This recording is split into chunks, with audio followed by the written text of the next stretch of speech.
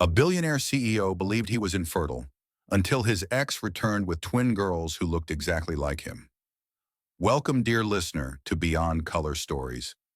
I'm your storyteller, James, and I pray you're doing okay, wherever you are, whoever you are. Today's story comes with a heavy heart. I've poured soul, passion, and endless hours into every word on this channel. But lately it's been hard. The views are dropping, the support's disappearing, and the YouTube algorithm, it's unforgiving. If people stop liking, commenting, or sharing, this world we've built together, this place of emotion, connection, storytelling, it might fade away. This could be my final story. So before we begin, please, if even one story here ever moved you, made you cry, smile, or feel less alone, show it some love. Let someone else feel it too. Help keep this space alive. Now, with all that said, let's not let sorrow close the curtain. Let's dive into the story, perhaps one last time, but filled with every ounce of love we still carry. Let's begin. The city had evolved in the 5 years she'd been gone, but its soul remained, fast, bright, relentless, and oddly lonely. The skyline carved through the clouds, neon reflections danced off mirrored towers, and ambition still clung to the air like static. Vanilla moved with grace, her heels clicking softly against marble sidewalks, her fingers wrapped around two tiny hands. Her twin girls, Hira and Rita, wore matching pink coats, their cheeks flushed with spring air, wide hazel eyes blinking in awe. With every step, Vanilla felt a tug, a war between resolve and memories. She hadn't returned to relive the past. But fate? Fate had other plans. Time hadn't dulled her beauty. It had refined it. Her deep brown skin shimmered in the light, her straight hair flowed like black satin in the breeze, and her eyes, once full of fire, still held oceans. She didn't come seeking anyone, especially not him. Yet destiny never asked for permission. Her daughters skipped beside her, their voices echoing excitement. But Vanilla's thoughts drifted. She wasn't just wandering, she had a meeting. A children's book she'd authored had caught the attention of a small publisher inside this very building. What she didn't know, it was his building. Inside Cook Enterprises, the lobby buzzed with business. Sharp suits, clipped steps, phones pressed to ears. Vanilla stepped in, cautious, her girls clutching her tightly. They looked out of place, delicate in a world of steel. People glanced, some with curiosity, others with confusion. Something about them felt familiar. Vanilla didn't feel it right away, not until she looked up from the front desk and froze. There he was, across the marble expanse, the man she'd promised herself she'd never face again. Alistair Cook. His name had once echoed in every heartbeat. Now it boomed through her like a storm. He looked the same where it counted, tall, powerful, that slightly messy hair that never tried but always charmed, but thinner, paler. His once vivid eyes now held a hollow ache, their gazes locked. Then his eyes dropped to the girls, and everything stopped. Time bent around him, the cane, the assistant at his side, the meeting he was late for, they vanished from thought. He stared, white skin, his nose, his smile on their lips. He swallowed. His heart, frail from years of illness and guilt, roared to life. "Could it be?" he whispered, barely audible. "No, it can't." Vanilla flinched, pulling her daughters close, instinct overriding reason. She wasn't ready, not for this, not for him. But then his voice, louder now, shaking, cut through the space. "Who are they?" The words shattered her calm. She had imagined this moment in dreams and nightmares. Now that it was real, she couldn't breathe. Slowly she turned, her voice steady but eyes ablaze. "They're mine." Alistair stumbled back, finding the nearest bench before his legs gave out. His assistant moved, but he waved him off. His gaze never left her, or them. What are their names?" he asked, voice splintering. Vanilla hesitated. The truth clawed at her throat. "Hira and Rita," she said. He repeated the names softly like a prayer, like a memory reborn. His eyes pooled, but he blinked the tears away. He stared at the girls. At her. They looked like him. The silence thickened. Then he asked the question he already knew the answer to. Vanilla, are they mine? The world stilled. Her jaw tensed. She pulled the girl slightly behind her. You lost the right to ask that when you walked away 5 years ago, she said, fierce but trembling. Hira peeked up at him, innocent and confused. Mommy, who is this man? The wall Vanilla had built cracked. A Leicester dropped to his knees, hands trembling. I might be your father, he said, voice soaked in awe and sorrow. The girls stared. Vanilla clutched them protectively. She wasn't ready to explain. Not now. But the truth had already unraveled. He saw it and believed it. Because love, real love, never truly dies. The receptionist quietly stepped away. The lobby hushed. Leicester rose slowly, visibly shaken. They told me I could never have children, he whispered. The girls tilted their heads, curious. You look like us, Rita said. His hands shook. He reached for water but set the glass down, untouched. The past was no longer abstract. It had flesh, breath, names. 5 years ago, after the diagnosis, after they said the treatments had left him infertile, he'd shut down. He never told Vanilla. Pride, shame, fear. Maybe he didn't want her pity, but her leaving, it had broken something far deeper. And now everything he thought he knew was being rewritten. Back in his sleek, sterile home office, Leicester searched obsessively. Her name, author websites, school records, anything. She'd mentioned a publisher. A blog post finally gave him a lead.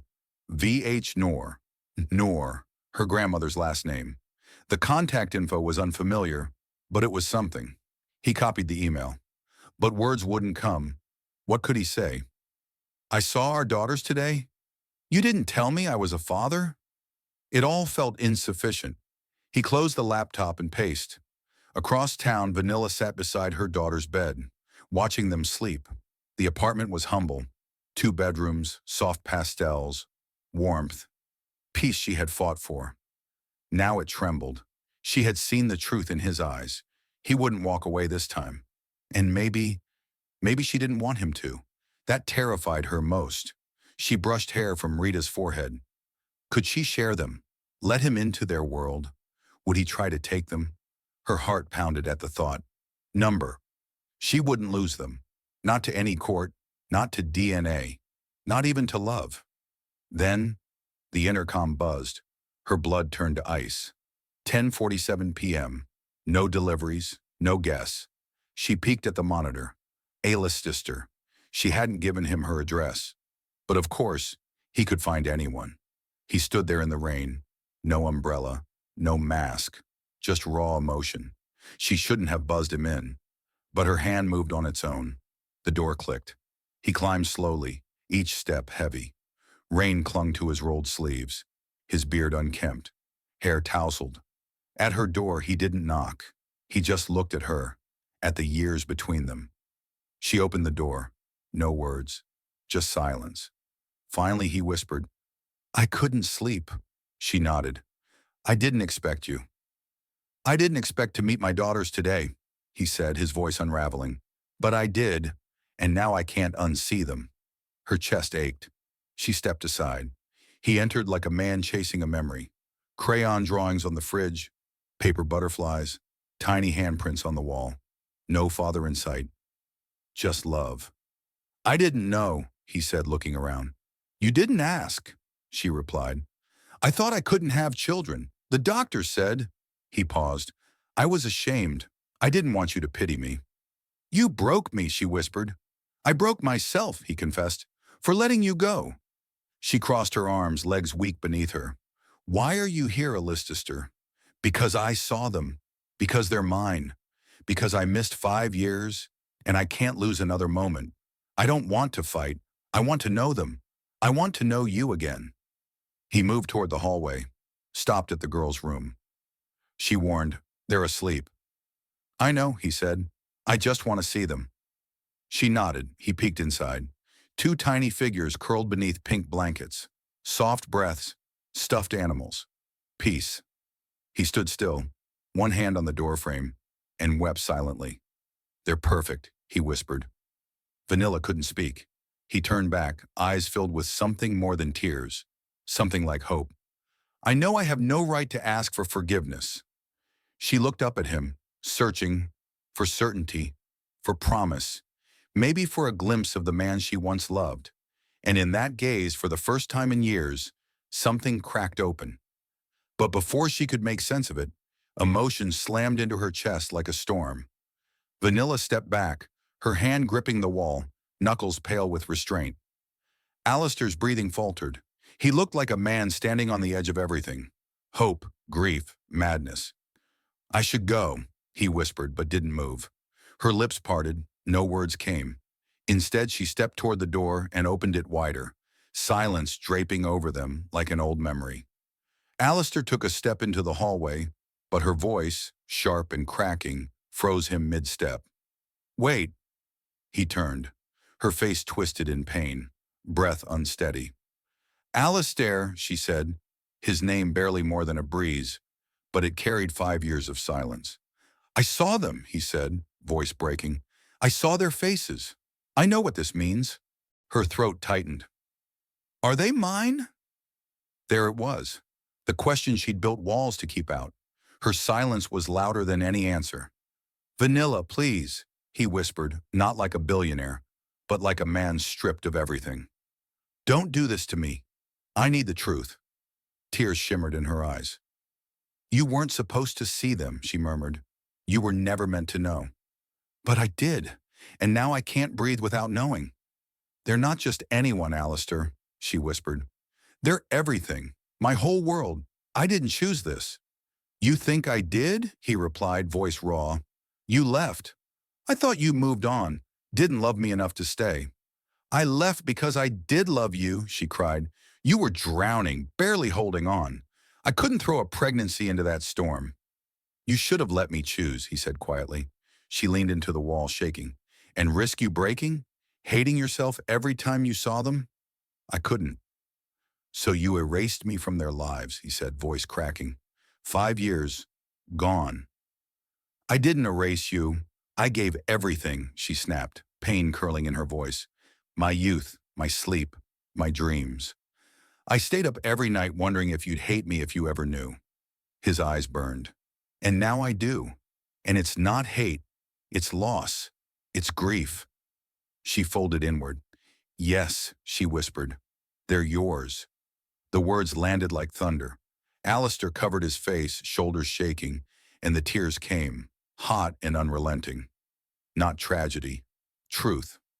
"I didn't expect it," he choked out. "Not after the doctors. Not after years believing I'd never be a father." "I didn't plan this," she said, eyes down. "When I found out, I was terrified. Then I saw their faces and I knew. I had to protect them, even from love. I'd never hurt them," he swore. "I know that now," she said. "But back then, I was just a girl with shattered dreams and 2 heartbeats inside me." "You raised them well," he whispered. "I tried." "Let me try too," he said. "Let me give them a father." She met his eyes. "They already have one. You just have to earn your place in their hearts. Then I'll spend the rest of my life trying." She looked at him. Not the man he once was, but who he'd become. And slowly she opened the door wider. Not just to the apartment, to the future. String quartet tucked into the corner began to play a melody she hadn't heard in years. Their song, the one that had once played on an old stereo during late-night dinners and stolen kisses on his apartment balcony. Vanilla's breath caught as her hand pressed to her chest, trying to contain the swell of emotion that surged through her. A Leicester stepped forward, his eyes never leaving her. There was no bravado in his expression, only an open, reverent kind of awe. The kind of gaze reserved for sacred things. He extended his hand, palm up, an unspoken invitation. "May I have this dance?" he asked, voice husky with emotion. She didn't speak. Words would have unraveled her, but she nodded, stepping into his arms like it was the most natural thing in the world. And as they began to sway beneath the starlit sky, the past slowly melted around them, falling away like the petals drifting under their feet. Neither of them spoke, not at first. Their bodies communicated what their hearts had carried silently for years: the ache of absence, the yearning for closeness, the quiet, stubborn hope that love hadn't died, but merely gone underground, waiting for spring. Then he leaned down, his forehead resting against hers. "Vanilla," he whispered, and the way he said her name made her shiver. "I brought you here tonight because I needed you to know something. Not just with words, but with every gesture, every candle, every second I've spent thinking of how to show you what's in my heart." She pulled back slightly, just enough to see the raw vulnerability in his gaze, the slight tremble in his hands. "I'm not the same man I was," he continued. "Back then, I let fear make decisions for me. I let shame build walls I didn't know how to tear down. But I'm tearing them down now. For you, for our daughters, for the chance to begin again. If you'll let me." Vanilla blinked away tears, her hands resting over his heart. "I don't need perfection, Alistair," she said softly. "I never did. I just needed you to show up. And today you did." A long breath left him, a shudder of relief and unspoken gratitude. He reached into his jacket pocket and her eyes widened when he slowly knelt down, not with the urgency of a man proposing because of guilt or obligation, but with the reverence of someone kneeling before a miracle. From a small velvet box, he revealed not a diamond, but a delicate ring in the shape of an open heart. Rose gold, simple, elegant, and unique. "This isn't about erasing the past," he said, voice steady now. "It's about writing a new chapter. One where I love you in every way I should have from the start. One where I'm not afraid to be seen, to be known, as the man who loves you completely." Tears streamed freely down Vanilla's cheeks now, her hands covering her mouth, heart thundering as the stars above them bore witness. "I'm not asking for a yes tonight," he added gently. "Only a maybe, a hope, a promise that you'll let me keep showing up, one day at a time." Silence stretched, golden and trembling. Then with a watery laugh, she dropped to her knees beside him, her arms wrapping around his neck. "You already have my maybe," she whispered, "and it's closer to a yes than you'll ever know." And in that fragile, golden moment, wrapped in candlelight, music, and forgiveness, they didn't need a future set in stone. They only needed this: two hearts finally beating in rhythm again, two souls no longer strangers to grace, and the slow, beautiful beginning of forever. For whispers to spill out like butterflies, their giggles fluttering into the hallway as if they too were in on some delightful secret. Vanilla patted down the hall, brushing sleep from her eyes, a faint smile curving her lips. Something was stirring in the air, something soft and electric, like the quiet hush before a song begins. She stepped into the kitchen and found Alistair already at the stove, flipping pancakes shaped like stars and hearts, his hair still tousled from sleep, his white t-shirt clinging to his back in a way that made her pause, heart catching for a moment as she watched him. He turned, catching her gaze, and smiled with a tenderness that warmed her to the bone. "Morning, love," he said, voice low and sweet as honey. He kissed her temple, his hand brushing her lower back as if anchoring her to him, as if kneading her skin beneath his fingertips to feel real. "There's something in the air today," she murmured, stepping closer. "Feels like a dream I can't remember." He grinned, stirring the batter. "Maybe it's just happiness sneaking up on us." Their morning unfolded in a slow, golden rhythm, pancakes stacked high, orange juice sipped between laughter, the girls chattering about cloud shapes and the possibility of a rainbow. But even amid the normalcy, Vanilla noticed how Alistair kept glancing at the clock. Not anxiously, but with a simmering anticipation, like a child waiting for the curtain to rise. After breakfast, he sent her upstairs with a soft smile. "Go get dressed. Wear something you love. Something that makes you feel like magic." She blinked. "Why?" "Because today," he said, brushing flour from her cheek, "I'm taking you somewhere." "Alistair, no questions. Just trust me." So she did. Upstairs, she slipped into a soft, flowing dress the color of dusk, the one she hadn't worn in years, the one he once said made her look like the moon come to life. Her hands trembled slightly as she ran a comb through her hair. Something in her chest whispered, "This is more than a date. This is something else. When she came down, the girls clapped and twirled around her, and Alistair just stared for a long, quiet second, as if seeing her for the first time. Then he stepped forward, placed a kiss to her hand, and said simply, "Ready?"